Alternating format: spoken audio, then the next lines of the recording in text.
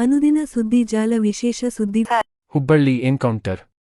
ವಲಸೆ ಕಾರ್ಮಿಕರ ಮಾಹಿತಿ ಸಂಗ್ರಹಿಸಲು ಸೂಚನೆ. ವಲಸೆ ಕಾರ್ಮಿಕರ ಮಾಹಿತಿಯನ್ನು ಉದ್ಯೋಗದಾತರು ಸಂಗ್ರಹಿಸಬೇಕು ಮತ್ತು ಕಾರ್ಮಿಕರ ಮೇಲೆ ವಿಶೇಷ ನಿಗಾ ಇಡಬೇಕು ಎಂದು ಕಾರ್ಮಿಕ ಸಚಿವ ಸಂತೋಷ್ ಲಾಡ್ ಸೂಚಿಸಿದರು. ಬೆಂಗಳೂರಲ್ಲಿ ಮಂಗಳವಾರ ವಿಕಾಸಸೌಧದಲ್ಲಿ ಕಾರ್ಮಿಕರು ಹಾಗೂ ಕಾರ್ಮಿಕ ಸಂಘಟನೆಗಳು, ವಿವಿಧ ಕೈಗಾರಿಕೆಗಳ ಪ್ರತಿನಿಧಿಗಳ ಜತೆ ನಡೆದ ಉನ್ನತ ಮಟ್ಟದ ಸಭೆಯಲ್ಲಿ ಅವರು ಮಾತನಾಡಿದರು. ಹುಬ್ಬಳ್ಳಿಯಲ್ಲಿ 5 ವರ್ಷದ ಬಾಲಕಿಯ ಹತ್ಯೆ ಪ್ರಕರಣ ಪ್ರಸ್ತಾಪ ಮಾಡಿದ ಅವರು, ಬೇರೆ ರಾಜ್ಯಗಳಿಂದ ವಲಸೆ ಬಂದಿರುವ ಕಾರ್ಮಿಕರ ಮಾಹಿತಿ ಸಂಗ್ರಹಿಸುವುದು ತುಂಬಾ ಕಷ್ಟ, ಅದು ನಮಗೆ ಸವಾಲು ಆಗಿದ್ದರೂ ಈ ನಿಟ್ಟಿನಲ್ಲಿ ನಾವು ಕೆಲಸ ಮಾಡುತ್ತಿದ್ದೇವೆ ಎಂದು ಹೇಳಿದರು.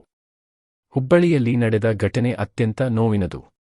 ಇಂತಹ ಘಟನೆ ದೇಶದ ಯಾವುದೇ ಮೂಲೆಯಲ್ಲಿ ಯಾವಾಗ ಬೇಕಾದರೂ ನಡೆಯಬಹುದು. ಅಂತಹ ಸಂದರ್ಭದಲ್ಲಿ ಕಾರ್ಮಿಕರ ಮಾಹಿತಿ ಇದ್ದರೆ ಆರೋಪಿಗಳನ್ನು ಪತ್ತೆ ಮಾಡುವುದು ಸುಲಭವಾಗಲಿದೆ. ಈ ಬಗ್ಗೆ ಗುತ್ತಿಗೆದಾರರು ಮಾಹಿತಿ ನೀಡಬೇಕು. ಜನರಲ್ಲಿ ಅರಿವು ಮೂಡಿಸಬೇಕು. ಕಾರ್ಮಿಕರ ಮೇಲೆ ವಿಶೇಷ ನಿಗಾ ಇಡಬೇಕು ಎಂದರು.